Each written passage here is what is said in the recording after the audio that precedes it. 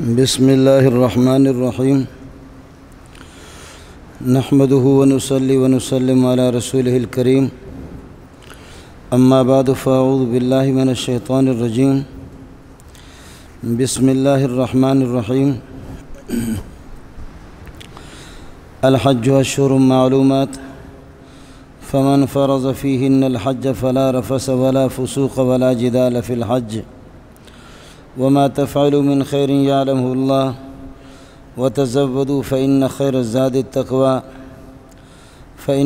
الزاد التقوى واتقون يا أولي الألباب ليس عليكم جناح أن تبتغوا فضلا من ربكم فإذا أفضتم من عرفات فاذكروا الله عند المشعر الحرام واذكروه كما هداكم وإن كنتم من قبله لمن الضالين ثم أفيضوا من حيث أفاض الناس واستغفروا الله إن الله غفور رحيم فإذا قضيتم مناسككم فاذكروا الله كذكركم آباءكم أو أشد ذكرا فمن الناس من يقول ربنا آتنا في الدنيا وما له في الآخرة من خلاق ومنهم من يقول ربنا آتنا في الدنيا حسنة وفي الآخرة حسنة وقنا عذاب النار أولئك لهم نصيب مما كسبوا والله سريع الحساب واذكروا الله في أيام معدودات فمن تعجل في يومين فلا إثم عليه ومن تأخر فلا إثم عليه لمن اتقى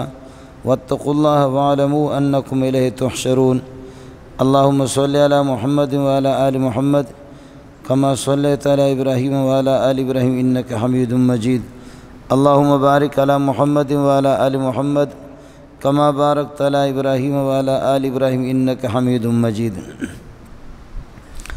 ارکان اسلام میں سے حج بھی ایک رکن ہے۔ گزشتہ ہفتے میں بھی اس کے متعلق گفتگو ہوئی تھی، تھوڑی باتیں رہ گئی۔ حج کا معنی ہے ارادہ کرنا اور قصد کرنا، اور حج کے دنوں کے اندر کچھ خاص مقامات مقدسہ ہے، ان کی نیت کرنی پڑتی ہے اور ان کی زیارت کی نیت کرنی پڑتی ہے، ان کا ارادہ کرنا پڑتا ہے۔ حج کے موقع پر پوری دنیا جمع ہوتی ہے، اور وہ جو بستی ہے مکے والی، مکے کو کہا جاتا ہے ام القریٰ، تمام بستیوں کی ماں۔ جیسے کہ ماں بچوں کو اپنے آغوش میں لے لیتی ہے، تو اسی طرح مکہ بھی حج کے موقع پر آپ کے پاکستان کے ایک ایک علاقے کے کئی افراد پوری دنیا سے لوگ آ کر کے اس کے آغوش میں آ جاتے ہیں، اس لیے وہ تمام بستیوں کی ماں ہے۔ اس میں عرب بھی ہے، عجم بھی ہے، کالے بھی ہے، گورے بھی ہے۔ یہ اس کی کرامت ہے، اور اللہ کا فضل ہے کہ حج کے موقع پر اتنا بڑا مجمع ہوتا ہے۔ اس مجمع کے اندر کسی قسم کا ناخوشگوار کوئی واقعہ پیش نہیں آتا۔ زمانہ جاہلیت میں کافر بھی حج میں ان کو ہمت نہیں ہوتی تھی حج کے دوران کوئی گڑبڑ کرے اور کوئی تخریب کاری کرے۔ انگریز ہمارا بڑا مہربان ہے، یہ دھماکہ، یہ تخریب کاری اس نے اپنی اولاد کو ناجائز نطفے کو سکھایا، اس کے اثرات اب حج پہ بھی پہنچ گئے۔ یہاں زمانے جاہلیت میں بھی کچھ اس قسم کے واقعات پیش آ گئے، جہاں یہ ہے کہ حج کے دوران کافر لوگ اور مشرکین جو کسی دین کے پابند نہیں تھے اور کوئی دین ان کے پاس نہیں تھا، لیکن تاہم مجموعی لحاظ سے آپ کے علم میں ہوگا کہ کافر بھی اشہر حج کے مہینوں کا احترام کرتے تھے۔ کافروں کے مذہب میں، مشرکین کے مذہب میں بھی یہی تھا، بڑی بے غیرتی سمجھی جاتی تھی کہ حج کے مہینوں میں لڑائیاں اور جنگیں لڑی جائے، اس کو وہ بھی منع سمجھتے تھے۔ بے دین تو بے دین ہوتا ہے۔ بعد میں قرآن نے بھی اس کا حکم دیا کہ اگر حج کے جو مقدس مہینے ہیں، شوال ہے، ذوالقعدہ ہے، ذی الحجہ ہے، اور اشہر حرم میں سے جیسے کہ آگے یہ ہے کہ محرم ہے اور رجب ہے، ان مہینوں کے اگر وہ احترام کر لے تو اچھی بات ہے، کر لو، اور اگر یہ لوگ احترام نہ کریں تو پھر آپ بھی مجبور ہیں مسلمان احترام نہ کرو۔ جب وہ آپ پر حملہ آور ہوں تو پھر یہ کہ انتظار نہ کرو۔ لیکن آپ اشہر حج کے اندر یہ ہے کہ حجاج کو کسی طرح لڑنے کی اجازت نہیں ہے۔ یہاں زمانے جاہلیت میں حج کے موقع پر بھی ان کا اجتماع ہوتا تھا اور گروپ لگتے تھے۔ اب ہماری بدقسمتی ہے کہ اب بھی یہ سلسلہ شروع ہو چکا ہے۔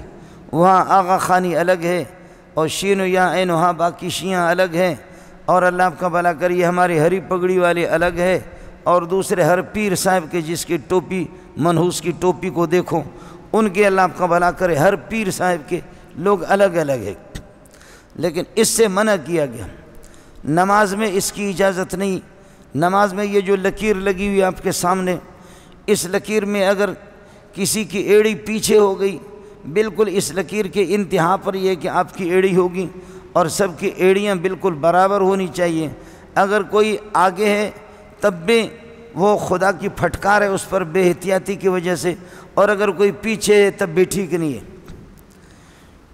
جو لوگ صفوں کا اہتمام نہیں کرتے، صف سیدھی نہیں رکھتے، ان کے دلوں کے اندر بھی اللہ اس قسم کا تفاوت ڈال دیتا ہے کہ وہ بھی پھر یہ کہ مسلمانوں کے ساتھ ان کی گاڑی چل نہیں سکتی، مسلمانوں کے ساتھ ان کا بن نہیں پاتا۔ لا تختلفوا فتختلف قلوبکم، لا تختلفوا صفوں میں آگے پیچھے نہ ہو جاؤ، فتختلف قلوبکم تمہارے چہروں پر اس کا اثر پڑے گا۔ نماز کے دوران بھی کہا مقصود یہی یکسانیت ہے کہ ہمارے دلوں میں محبت پیدا ہو، یکسانیت پیدا ہو۔ ایک ہی صف میں کھڑے ہو گئے محمود و ایاز، نہ کوئی بندہ رہا نہ کوئی بندہ نواز۔ یہاں آقا اور غلام، کالا اور گورا، شیخ الحدیث اور اللہ کا بزرگ صاحب، اور اسی طرح ایک عام آدمی، وہ بالکل برابر کھڑے رہیں گے۔ زکوٰۃ کے اندر اللہ نے آپ کو مال دے دیا، لیکن یہ خیال کر لینا کہ فقیر تجھے لعنت نہ بھیجے۔ آپ کے پاس مال ہے اور آپ دبا دبا کر کے شف ہڑپ کر کے کھاتے ہیں، فقیروں کو دیتے نہیں ہیں، تو ظاہر ہے کہ وہ آپ کو لعنتیں بھی بھیجیں گے اور آپ کے لیے بددعائیں بھی کریں گے۔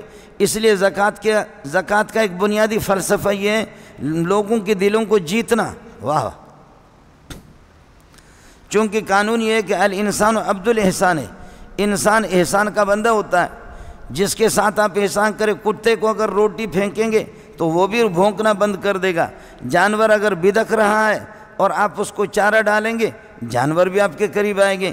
پرندے بدکنے والے، بھاگنے والے، دانہ ڈالیں گے، پرندے آپ کے قریب آ جائیں گے۔ انسان تو ان سے کمتر تو نہیں ہے، انسان تو ان سے زیادہ بھی عقل نہیں ہے۔ اس لیے فرمایا جو دلوں میں، جن کے دلوں میں تمہاری نفرت موجود ہے، اللہ نے آپ کو گنجائش دی ہے، ان فقیروں کو دے دو۔ زکوٰۃ دے دیں گے تو ان کو جیت لیں گے، ان کا دل جیت لیں گے، وہ تو پھر یہ ہے کہ تمہارے بندے بن جائیں گے۔ اس لیے علماء نے اس کا فلسفہ الگ بیان کر دیا۔ روزے کے موقع پر آپ کو بتایا پورے دن پورے سال دبا دبا کر کے جانور کی طرح کھاتے ہو، نہ تمہیں بھوک کا احساس ہے نہ پیاس کا احساس ہے، تو ان رمضان کے دنوں میں کم از کم 1 مہینہ آپ کو بھوکا رکھا جاتا ہے تاکہ 11 مہینے جو غریب لوگ بھوک سے رہتے ہیں ان کا احساس تو آپ کو ہو جائے۔ یہ وہ فلسفہ ہے جو شریعت بیان کرتی ہے۔ اونچ نیچ ضرور ہوتا ہے، یہ 5 انگلیاں ہیں، یہ ہے، لیکن جو طاقتور انگلیاں، بڑی انگلیاں ہیں، وہ چھوٹی انگلیوں کی مدد کرے، یہ تو ہوتا رہتا۔ نماز میں بھی مقصود یکسانیت ہے، آگے پیچھے نہ ہو جاؤ۔ فرمایا کہ اگر آگے پیچھے ہو جاؤ گے، دل تمہارے اللہ آپ کا بھلا کرے وہ بھی الگ الگ ہو جائیں گے، تمہارے چہروں پر نحوست بھی برسے گی۔ نماز میں بھی آگے پیچھے ہو کر کے اپنے آپ کو بڑا سمجھ لینا، دلوں میں تو نفرت ہوگی، اس دل کی نفرت کا چہرے پر اثر ہوگی۔ زکوٰۃ کے اندر تو کھائے گا جانور کا بچہ، تو پھر یہی ہوگا وہ غریب تجھے لعنت بھی بھیجیں گے، اور ان کے دلوں میں تمہاری نفرت ہوگی، زندگی کی گاڑی چل نہیں سکے گی۔ روزے کے اندر بھی مجھے اور آپ کو احساس دلایا ہے کہ غریبوں کی بھوک اور ان کے پیاس اور ان کے افلاس کا آپ کو اندازہ ہونا چاہیے۔ ایک مہینہ وہ بھی صبح صادق سے لے کر کے شام تک ہمیں بھوکا رکھا جاتا ہے۔ حج کے موقع پر بھی مقصد یہی یکسانیت ہے۔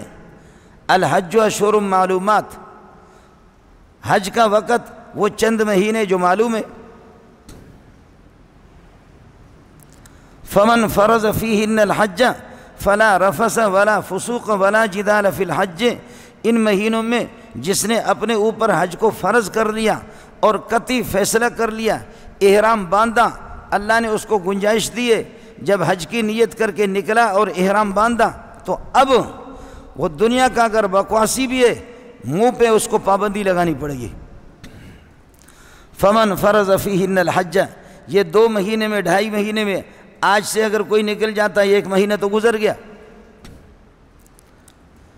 حج کے لیے جو نکلا تو حج کے سفر کے دوران فلا رفث، بیوی کو ساتھ لے کر کے کیا ہے، بیوی کے قریب نہیں جائے گا، ہم بستری نہیں کرے گا، ولا فسوق، فسق و فجور یہ بھی نہیں، گالیاں کسی کو دینا نہیں، ولا جدال فی الحج، حج کے دوران یہ کہ لڑائی بھی نہیں ہوگی، ذبح کر دو پٹھان کو، دھکا بھی اگر مل جائے تو تب بھی یہ کہ برداشت کرے، بلوچ اگر بلوچ ہے تو عام دنوں کے اندر، لیکن ان دنوں میں اس کو برداشت سے کام لینا پڑے گا۔ فمن فرض حج، ان مہینوں کے اندر جس نے حج کو احرام باندھ کر کے اپنے اوپر فرض کر دیا اور قطعی فیصلہ کر دیا کہ مجھے حج پہ جانا ہے، لبیک اللہم لبیک، لبیک لا شریک لک لبیک، لبیک بحجۃ و عمرۃ، لبیک بحج، لبیک بعمرۃ، عمرے کو اپنے اوپر لازم قرار دیا، حج کو اپنے اوپر لازم قرار دیا، اور دونوں کا تلبیہ پڑھا، لبیک بحج و عمرۃ، حج اور عمرہ دونوں کا تلبیہ پڑھ لیا، تو اب فرماتے فلا رفث ولا فسوق ولا جدال فی الحج، اب یہ کہ بیوی کے پاس بھی جانا نہیں ہے۔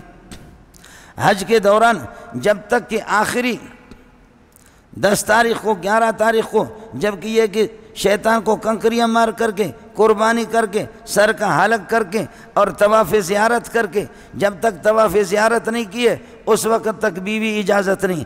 اس دوران میں 2 مہینے اس کو گزر گئے، 2.5 مہینے گزر گئے۔ فلا رفث ولا فسوق، اور گالی گلوچ، کسی کو گالی اور کسی کو ناشائستہ کوئی بات نہیں کریں۔ اگر کوئی آدمی حج کے دوران جا کر کے کتے کی طرح بکتا ہے تو بکنے دو، کوئی مفتی تو کہے گا کہ تیرا حج ہو گیا، لیکن اس حج کو اس کے منہ پہ ماریں گے۔ حج کے دوران جا کر کے کسی کو دھکا دیتا ہے، جہاں لاکھوں کا مجمع ہوتا ہے، 40-50 لاکھ کا مجمع ہوتا ہے، یہ حج میں صرف پریکٹس کر کے ہمیں بتاتے ہیں کہ کالے بھی ہیں، گورے بھی ہیں، بلوچ بھی ہیں، پٹھان بھی ہے، عرب بھی ہے، عجم بھی ہے، بڑے قداور بھی ہے، چھوٹے لوگ بھی ہیں، ہر قسم کے پوری دنیا سے جمع ہو جاتے ہیں۔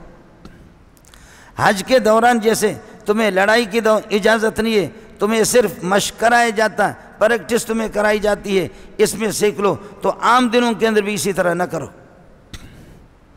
باقی ملکوں کا تو ہمیں پتہ نہیں ہے کہ ان ملکوں میں کیا ہوتا ہے، انڈیا میں کیا ہوتا ہے۔ ہمارے ملک کے اندر یہ کہ جو بڑے بڑے وہ پرلے درجے کے بے غیرت ہیں،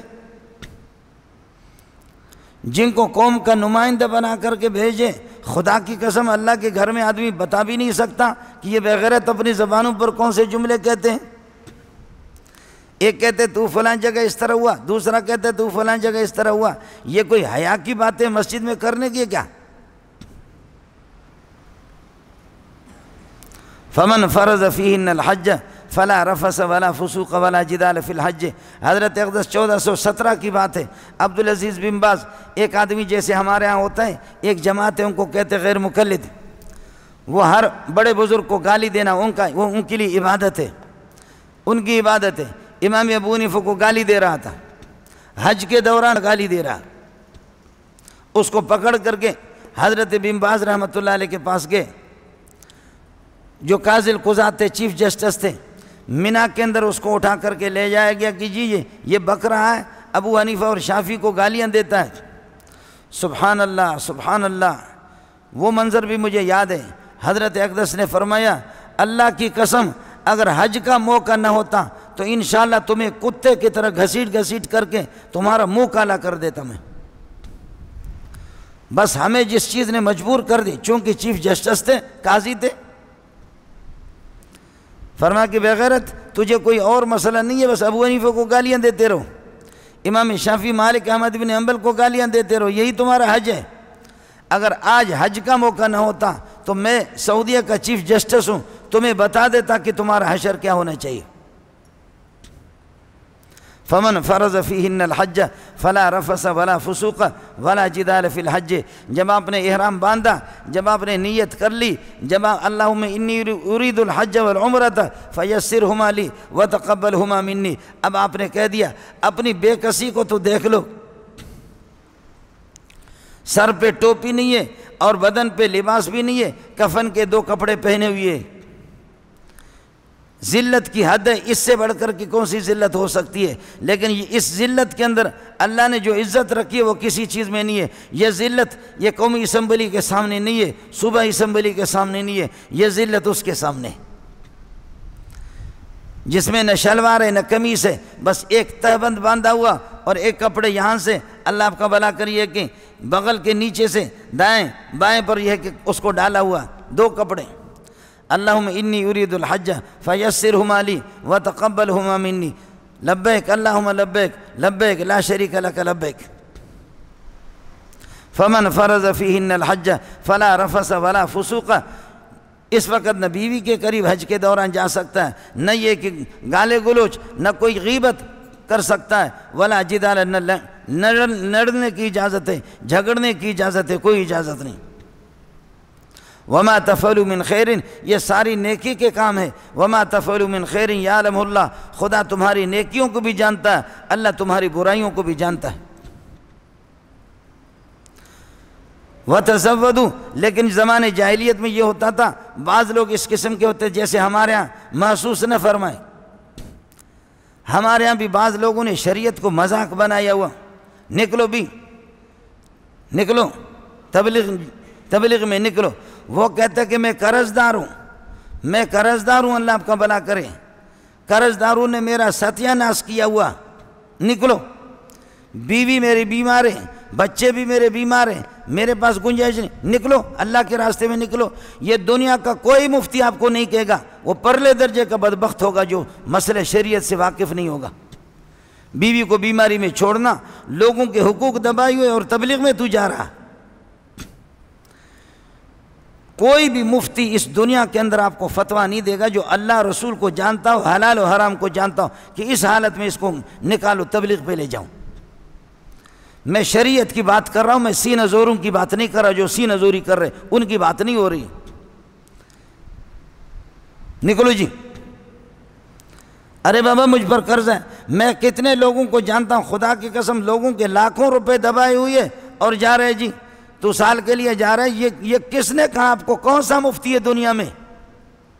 تو اللہ کو راضی کرنے کے لیے جا رہا ہے یا خدا سے ٹکر لینے کے لیے جا رہا ہے؟ یہ کبھی بھی نہیں ہے اس طرح۔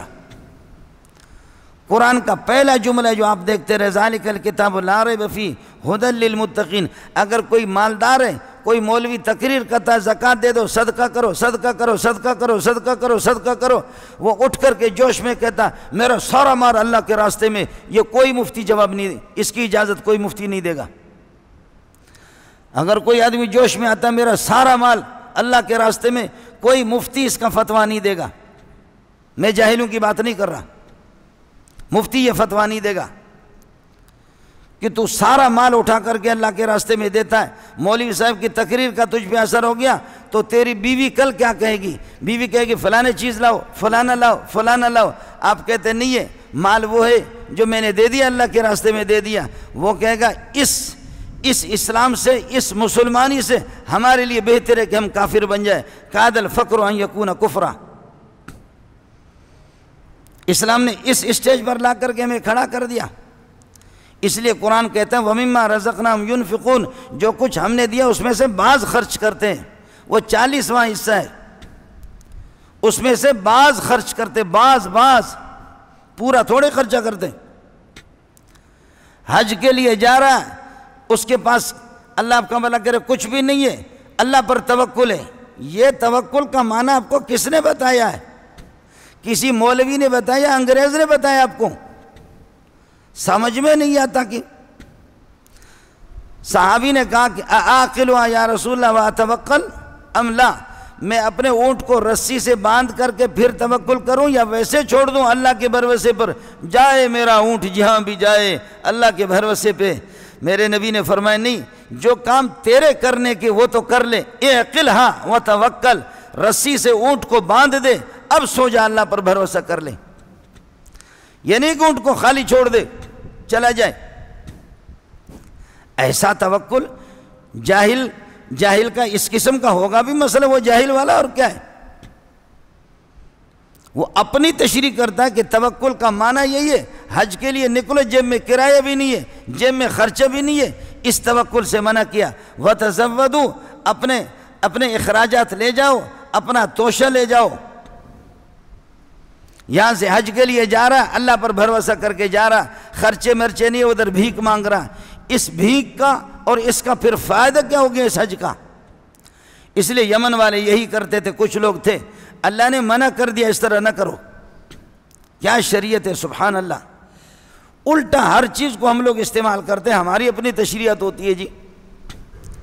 توکل کر کے حج کے لیے اس طرح، جب جانے کے آنے کے وہاں رہنے کے، جانے کے آنے کے وہاں رہنے کے اخراجات نہیں، اور یہاں بیوی بچوں کے اخراجات نہیں، اس کو حج کرنے کی اجازت نہیں، ایسے حج نہ کرے۔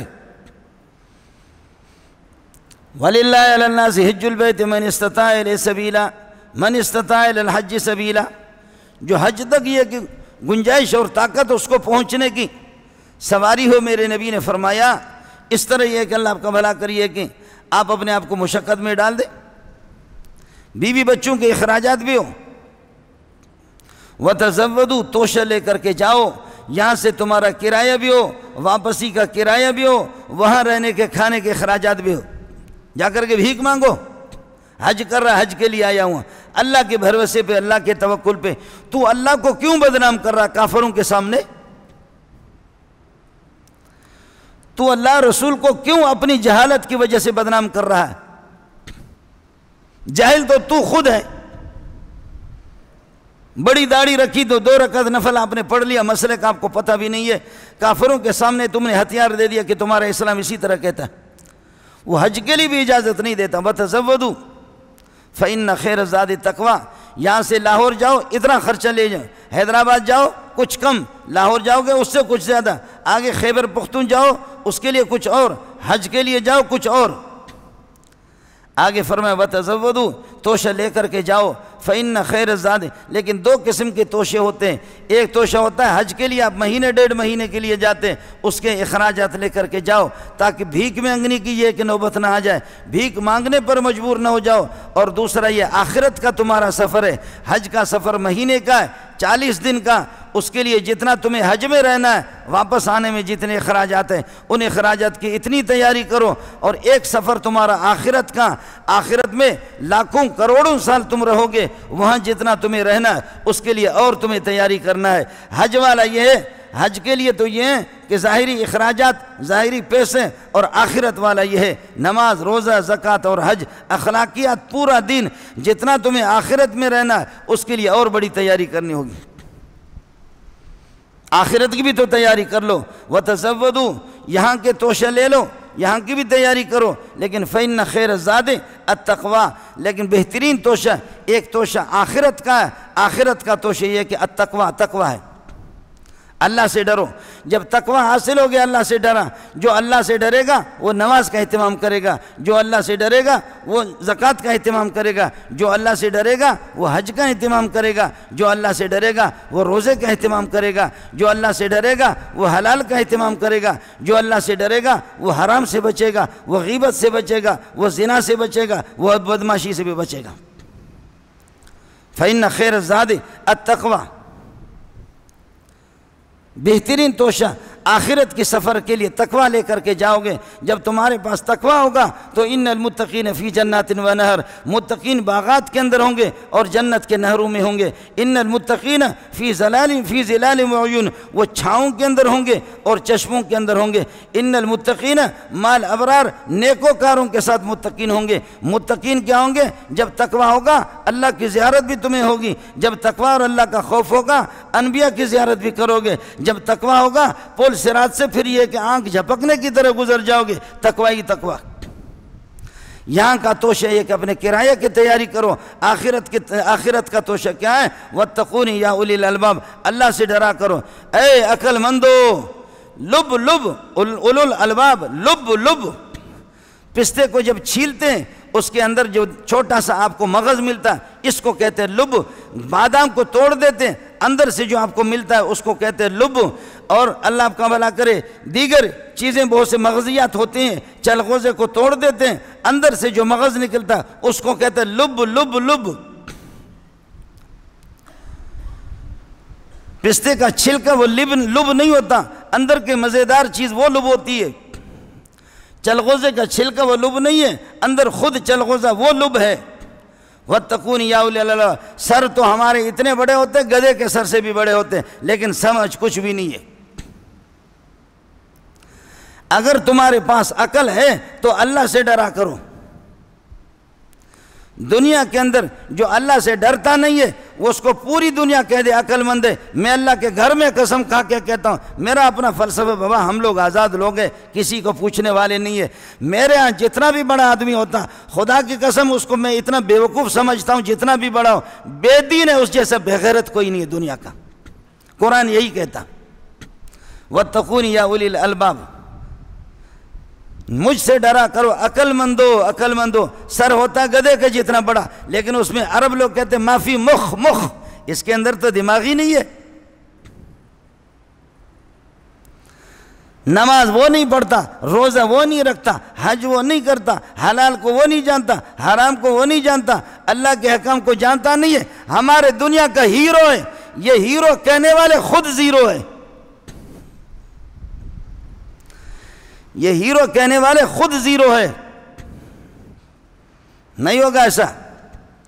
میرا نبی اپنی رضائے والدہ کے لیے اٹھا، ان کے استقبال کے لیے۔ میرا نبی اپنی بیٹی کے استقبال کے لیے اٹھا ہے۔ میرا نبی ایسا بھی ہوا کہ ایک نابینا صحابی ادھر سے آ رہا، ایک مرتبہ کچھ بڑے لوگوں کے ساتھ بیٹھے ہوئے تھے صلی اللہ علیہ وسلم۔ آپ کا مقصد یہ تھا کہ یہ بڑے لوگ کسی نہ کسی طریقے سے اسلام سے مانوس ہو جائیں گے، تو پھر چھوٹے جو ان کے چمچے ہوتے ہیں، کتوں بتوں اکتوں ابسوں کلہم اجمعون، یہ تو خود بخود آ جائیں گے۔ الناس علی دین ملوکہم، جب بڑے آتے نا تو چمچے تو خود بخود آتے ہیں۔ حضرت اقدس صلی اللہ علیہ وسلم کا مقصد یہ تھا کہ یہ جو ٹھوکر قسم کے ہیں یہ آ جائیں، اور یہ اپنے توہین سمجھتے ہیں کہ ایک غریب آ جائیں۔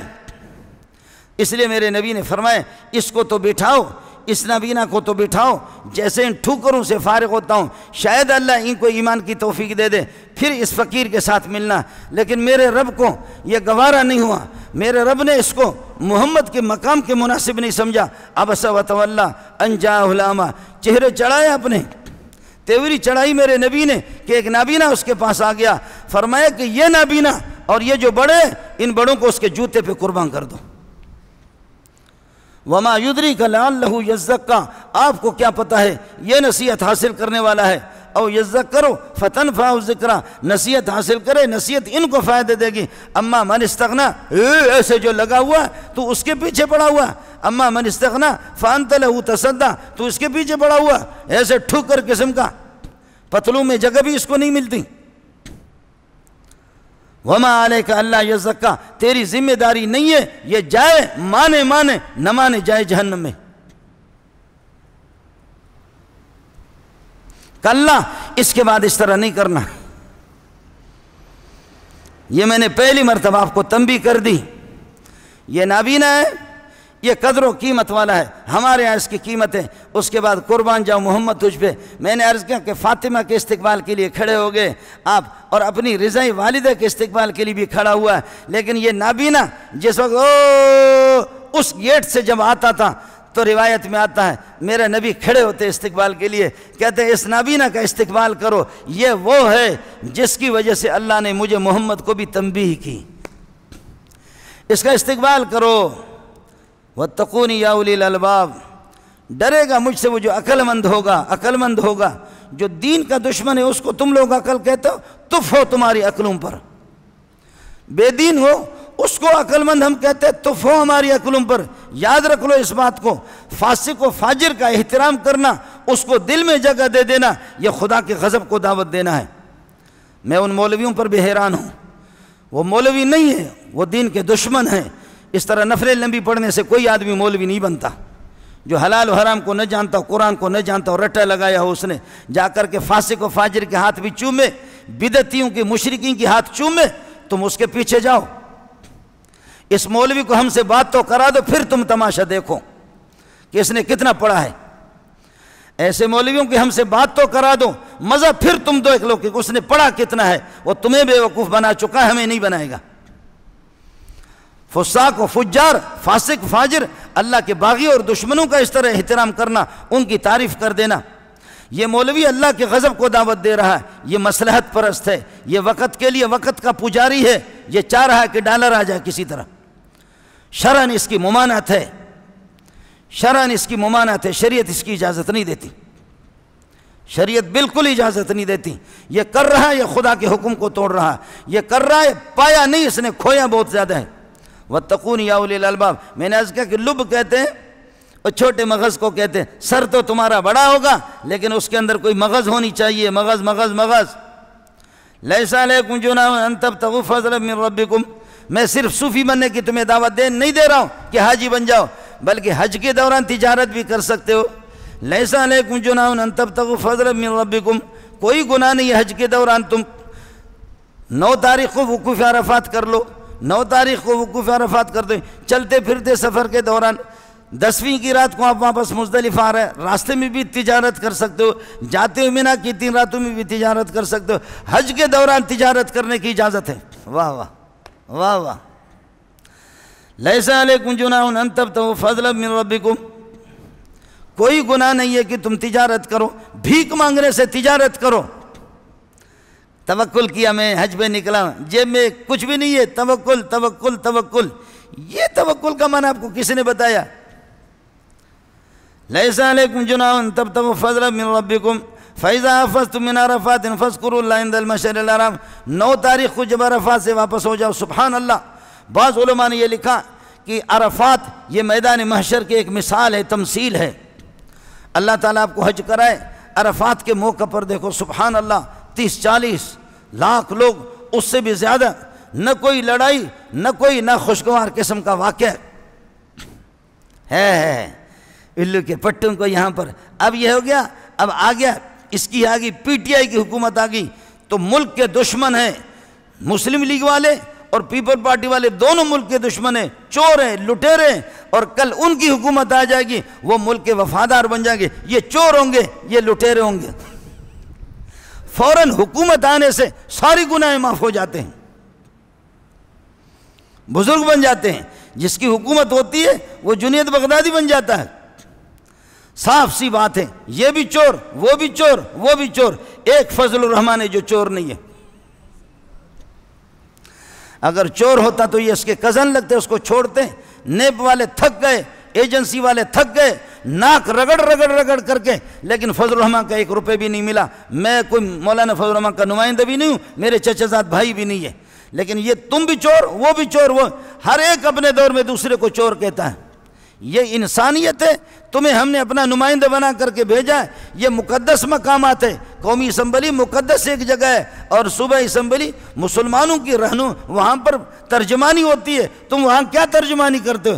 کن اخلاق کا تم مظاہرہ کرتے ہو؟ ہوتے بازاری تمہاری زبان ہے، ایسے لگتا ہے کہ مسلمانوں کے گھر میں پیدا ہی تم نہیں ہوئے، کس طرح بولتے ہو؟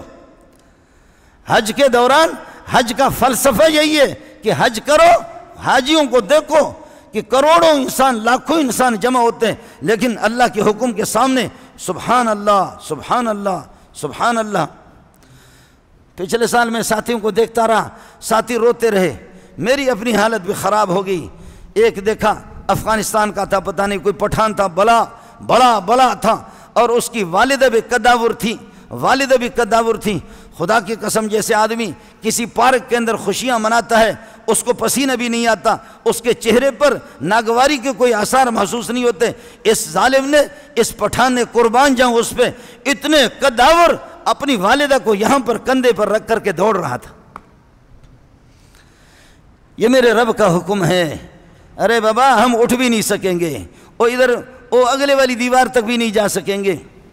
مزدلفہ سے اٹھا کر کے والدہ کو ویل چیئر پہ نہیں، ایسے یہاں پہ اٹھایا، ایسی خوشی سے جا رہا ہے، لبیک اللہم لبیک، لبیک لا شریک لک لبیک، ان الحمد والنعمت لک والملک۔ فرمایا کہ یہ میری آخری حج ہے۔ میں طلبہ کو پڑھاتا ہوں، 150-200 طلبہ میرے دور حدیث میں کلاس میں ہوتے، میری آواز ان تک پہنچتی نہیں ہے۔ میں کہتا ہوں قربان جاؤں محمد تیرے، قربان جاؤں تمہارے معجزے پر۔ میرے نبی نے عرفات کے موقع پر 1.5 لاکھ انسان کو خطاب فرمایا، بغیر کسی ترجمانی کے محمد کی آواز ایک ایک تک پہنچ رہی تھی۔ کیا منظر ہوگا؟ آج آسمان بھی رو رہا ہے، زمین بھی رو رہی ہے، عرفات کا میدان بھی رو رہا ہے کہ ہم نے بہت کچھ دیکھا لیکن محمد جیسے نہیں دیکھا، بہت کچھ دیکھا، ابو بکر، عمر، عثمان نہیں دیکھا، اس جیسے پاکیزہ جماعت، ایسے شاگرد نہیں دیکھے، ایسے استاد بھی نہیں دیکھا۔ 1.5 لاکھ انسان کو کیسے آپ کی آواز پہنچتی ہے؟ فرماتے ہیں الا ان دماءکم و اموالکم و اعراضکم علیکم حرام، خبردار، خون ریزی نہیں کرنا، تمہارے ایک کا خون دوسرے کو بہا دینا، یہ خون بہا دینا یہ حرام ہے، کسی کے مال کو غصب کرنا حرام ہے، کسی کی عزت آبرو ریزی کرنا حرام ہے۔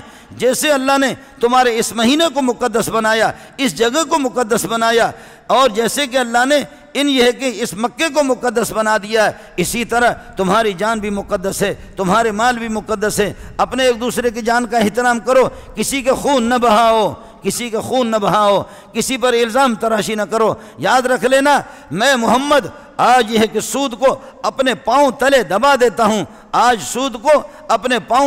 دبا دیتا ہوں۔ میرے چچا میرے والد صاحب کے بھائی جو 2 سال میں عمر میں مجھ سے بڑے ہیں، حضرت عباس، انہوں نے سودی قرضے دیے جو لاکھوں روپے ان کا سود بنتا ہے۔ میں سب سے پہلے اپنے چچا کے ان سودی قرضوں کو پاؤں تلے روند ڈالتا ہوں۔ میرے چچا کو حق نہیں ہوگا، یہ ہمارے گھر کا مسئلہ ہے، عباس کو حق نہیں ہوگا میرا چچا کسی سے سود لے لے۔ میں ایسا نہیں ہے کہ دوسروں کے لیے تقریر کر رہا ہوں، سب سے پہلے افتتاح اور ابتدا اپنے گھر سے کر رہا ہوں۔ میرے چچا پر سود حرام، اپنے اصل مال کا، اپنے راس المال کا حقدار ہے، میرے چچا لے لے گا۔ خبردار، یہ حجۃ الوداع ہے، یہ الوداعی، یہ جدائی والا حج ہے۔ ہو سکتا ہے کہ اگلے سال میں محمد آپ کو نہ دیکھوں۔ وہی ہوا کہ ہم نے پھر اگلے سال کو میدان عرفات نے بھی محمد کو نہیں دیکھا۔ یہی ہو گیا کہ اس کے بعد میرے نبی حج پہ نہیں آ سکے۔ حج نے ہمیں یہی بتا دیا، انسانیت کی قدر کرو، انسان کو انسان سمجھو، بھیڑیا نہ بنو۔ میرا رب اس وقت ہم سے ناراض ہو گیا کہ جب اللہ نے ہمیں کتوں کا دوست بنا دیا اور مولی منظور کا دشمن بنا دیا۔ اس وقت سے اللہ ہم سے ناراض ہو گیا کہ حافظ کا دشمن ہمیں بنایا، کتے کا دوست بنایا۔ اس وقت میرا رب ناراض ہو گیا جب تبلیغی کا دشمن مجھے بنایا اور مجھے انگریز کا دوست بنایا۔ میرا رب اس وقت ناراض ہو گیا، انگریز کی کتابوں کا مجھے دوست بنایا اور مجھے یہ ہے کہ محمد رسول اللہ کے نظام کا دشمن بنایا، قرآن کا مجھے دشمن بنا دیا۔ میرا رب اس وقت مجھ سے ناراض ہو گیا کہ میری زبان پر لا الہ الا اللہ محمد رسول اللہ بھی مزے سے بہترین طریقے سے نہیں آ سکتا۔ اس دن سے اللہ ناراض ہو گیا۔ اللہ سے ڈرا کرو، لیس علیکم جناح ان تبتغوا فضلا من ربکم، اللہ کے فضل کو تجارت کرو، مال حلال کماؤ، حرام کی اجازت نہیں ہوگی۔ حرام والا پیسہ، اس سے اگر کوئی حج بھی کرے گا، مفتی کہے گا حج تیرا ہو گیا، لیکن اس مفتی کے بھی منہ پہ مارو، اس حج کا 1 ٹکے کا ثواب بھی نہیں ملے گا۔ اگر کوئی فتویٰ دے بھی دے، اس طرح لکھا ہے بعد نے، حرام والے اس پیسے سے حج بھی کیا ہے، لیس علیکم جناح ان تبتغوا فضلا من ربکم فاذا افضتم من عرفات، عرفات سے واپس ہو جاؤ، فاذکروا اللہ عند المشعر الحرام، مشعر حرام کے ہاں اللہ کو یاد رکھو۔ یہ مزدلفہ کے اندر ہے، 10ویں کی رات کو، واذکروہ کما ہداکم، اے اللہ کو یاد رکھو، اللہ کو یاد رکھو، اللہ کو یاد رکھو، کما ہداکم، اس نے تمہارے ایمان کی طرف تمہاری رہنمائی کر دی، حیا کی طرف رہنمائی کر دی، عزت کی طرف رہنمائی کر دی، ماں کا فرق بتا دیا، بہن کا فرق بتا دیا، پھوپھی کا فرق بتا دیا، خالے کا فرق بتا دیا، ابا کا مقام بتا دیا، بھائی کا مقام بتا دیا۔ وَاذْكُرُوا كَمَا هَدَاكُمْ، کافروں کے ہاں یہ چیزیں نہیں ہیں۔ میں آپ کے اس ملک میں رہتا ہوں، میں آپ کے اس ملک میں رہتا ہوں، میرے دوست یہاں کچھ بیٹھے ہوئے ہیں، ان سے ابھی بھی پتہ کرو، آپ میرے ساتھ تھوڑا سا چلو اور میں اپنے فون کو خالی چھوڑ دوں اور فون کو کھلا چھوڑ دوں، آپ چلیں میرے ساتھ، اور آپ مولانا تقی صاحب کے ساتھ بھی چلیں، آپ چلیں، اللہ آپ کا بھلا کریے، کہ کسی اور بڑے مولوی کے ساتھ چلیں، پھر سنیں۔ ایک آدمی فون کرتا ہے، میں اپنی ماں کے ساتھ اپنا منہ اس طرح کالا کیا ہے، کیا ہو گیا مولوی صاحب کیا کروں؟ دوسرا کہتے ہیں بہن کے ساتھ منہ کالا کیا، تیسرا کہتے ہیں پھوپھی کی عزت لوٹی، چوتھا کہتے ہیں کہ بہن کی عزت لوٹی۔ یہ کون ہے؟ یہ وہ لوگ ہیں کہ بدکاری کر دی، منہ کالا کر دیا، مسلمان کا بچہ ہے پھر بھی اس کو احساس ہے، تھوڑا سا احساس ہے، وہ پوچھتا ہے۔ اور کتنے الو کے پٹے ہیں، کتنے الو کے پٹے جو اپنے ماں کے ساتھ بھی منہ کالا کرتے ہیں، بہن کے ساتھ بھی منہ کالا کرتے ہیں، ان کے اس لمبے چوڑے سینے کے اندر یہ احساس بھی نہیں ہے، وہ ہم سے پوچھتے بھی نہیں ہے۔ جو پوچھنے والے ان کی بات کر رہا ہوں۔ یہ کس نے کیا؟ اپنا مذہب چھوڑو نہیں، دوسروں کو چھیڑو نہیں۔ یہ کس نے آپ کو بتایا ہے؟ اپنا مذہب چھوڑو نہیں، دوسروں کو چھیڑو نہیں۔ میرے نبی نے چھیڑا، میرے نبی نے بتایا شراب پی رہے ہو حرام کر رہے ہو، میرے نبی نے بتایا اگر ماں کے ساتھ بدکاری کر رہے غلط کر رہے ہیں۔ یہ چھیڑا، یہ ساری جنگ جو تھی اس چھیڑنے پر تھی۔ تو ہمیں بےغیرت بنانا چاہ رہا ہے؟ تو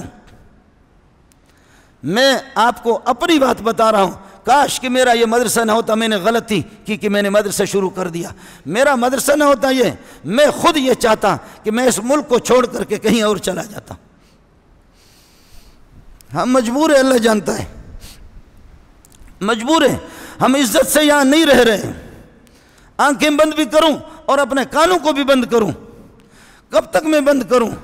بے غیرتی کی ترویج اور اشاعت، بے دینی بے حیائی کی ترویج اور اشاعت، اسلام کو دباؤ، اسلام والوں کو دباؤ۔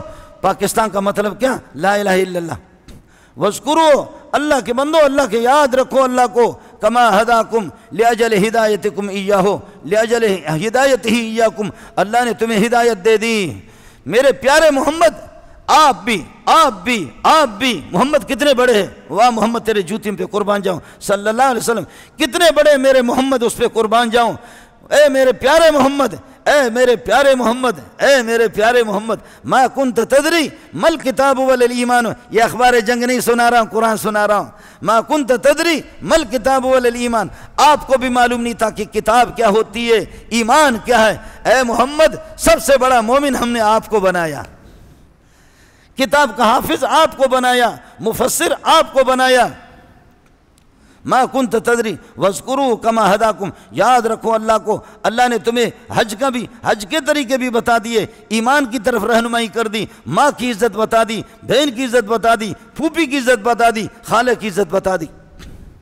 وَإِن كُنتُم مِّن قَبْلِهِ لَمِنَ الضَّالِّينَ، اس سے پہلے تم لوگ بھٹکے ہوئے تھے، قرآن کے نازل ہونے سے پہلے۔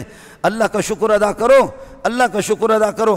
میں نے آپ سے عرض کر دیا، یہ حج کے موقع پر بتا رہا ہے، حج کرو۔ جو ساتھی اس دفعہ نہیں ہوا، حکومتیں رکاوٹ بنی ہے، نہیں ہوئی، آپ روزانہ 24 گھنٹے میں 2 رکعت پڑھو، روزانہ باقی نمازیں تو پڑھتے، 2 رکعت صلاۃ الحاجت پڑھو، اور ساتھی دعا کرو۔ میری بھی دعا ہے کہ ربا کتنے میرے مسلمان ہیں، کتنے میرے مسلمان قیمتی بھائی ہیں جو میرے سر کے تاج ہیں، ان کو حج نصیب نہیں ہے، یا اللہ ان کو حج کرا دے، یا اللہ ان کو حج کرا دے، یا اللہ ان کو حج کرا دے۔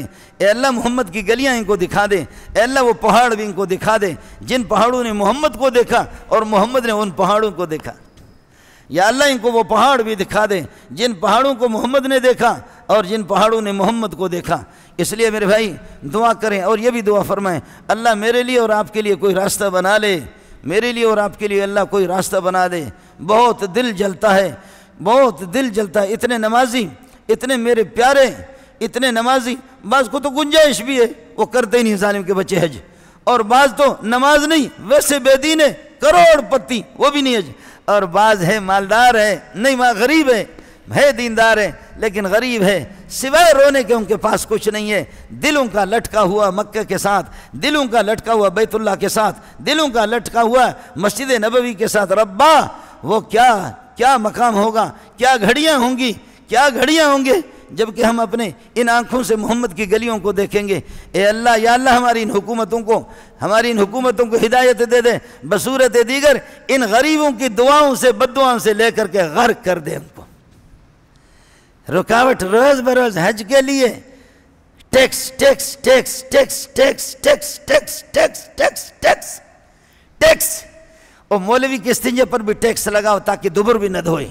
اس پر تبلیغی کو کہو کہ روزانہ اگر تو استنجا اتنا مرتبہ کرے گا ہر مرتبہ 5 روپے ٹیکس دینا پڑے گا، اس لیے کہ پانی نہیں ہے کراچی میں۔ وضو پر بھی ٹیکس لگاؤ، جو بیویوں کے پاس اپنا جائیں وہ بھی ٹیکس لگائیں، اور جو نہیں جا سکتے بڈھے ان پر بھی کیوں نہیں جا سکتے ہو ٹیکس لگاؤ۔ جنہوں نے شادی کی ہے 2 سے زیادہ کریں گے ان پر بھی ٹیکس لگاؤ۔ بیوی کی یہ ان کے مزاج عورتوں والے ہیں، ان کا مزاج عورتوں والے۔ کورٹ فیصلہ کرتا ہے دوسری شادی جب ہی کر سکتے جب تک پہلی والی سے اجازت لے لے، جب تک پہلی تو ہے خود ہیجڑے ہوتے تو ہو جاؤ ہیجڑے، لیکن یہ کہاں شریعت میں لکھا ہوا؟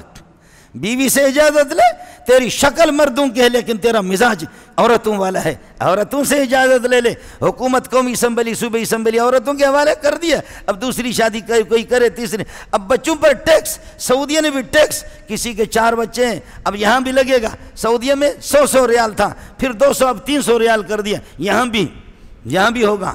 استنجا کی بھی ٹیکس، وضو کی بھی ٹیکس، نماز کی بھی ٹیکس، بجلی کی بھی ٹیکس، گاڑیوں کی بھی ٹیکس، اور ٹیکسی ٹیکس، دال روٹی سب taxi tax taxi tax taxi tax tax. تمہاری بدماشی پہ کوئی پابندی نہیں، تمہارے شراب کی بوتل پر کوئی پابندی نہیں، تمہاری بے حیائی ہے آسمان بھی دیکھ رہا ہے، زمین بھی دیکھ رہی ہے، خلق خدا بھی دیکھ رہے ہیں۔ جن لوگوں نے تمہیں ووٹ دیے وہ رو رہے کہ یا اللہ کن بے حیاؤں کو ہم نے ووٹ دیا، وہ اس پر کوئی پابندی نہیں، اس پر کوئی ٹیکس نہیں ہے۔ بے حیائی کھلے عام ہیں۔ اللہ ہمیں ہوش عطا فرمائے، بصیرت عطا فرمائے۔ وآخر دعوانا الحمدللہ رب العالمین۔ مزید ویڈیوز کے لیے آپ ہمارے فیس بک پیج کو لائک کریں اور ساتھ ہی ہمارے یوٹیوب چینل کو بھی سبسکرائب کریں تاکہ کسی بھی ناگہانی کی صورت میں آپ کو ہماری ویڈیوز بر وقت مل سکے۔